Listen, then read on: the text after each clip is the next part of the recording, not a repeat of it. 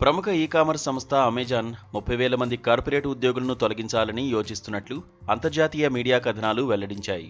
అయితే 2022 చివరి నుంచి దాదాపు 27,000 మంది ఉద్యోగులను అమెజాన్ తొలగించింది.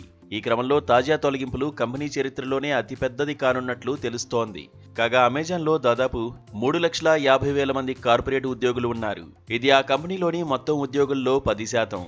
కంపెనీ ఖర్చులను తగ్గించుకోవడంలో భాగంగా ఈ తాజా లే ఆఫ్ల నిర్ణయం తీసుకున్నట్లు సదరు కథనాలు పేర్కొన్నాయి.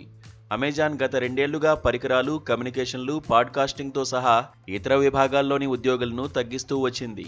తాజా కోతలు కంపెనీలోని మానవ వనరులు, పరికరాలు, సేవల విభాగాలతో సహా మరికొన్ని ప్రభావితం కానున్నట్లు తెలుస్తోంది. ఈ తొలగింపు ఈమెయిల్కు సంబంధించి ఉద్యోగులతో ఎలా కమ్యూనికేట్ చేయాలనే విషయంపై ఆయా విభాగాల నిర్వాహకులకు కంపెనీ ప్రత్యేక శిక్షణ కూడా ఇచ్చింది. వచ్చే వారం దాదాపు 1000 మంది ఉద్యోగులకు ఈ తొలగింపు నోటీసులు అందే అవకాశముందని కంపెనీ ప్రతినిధి ఒకరు పేర్కొన్నారు.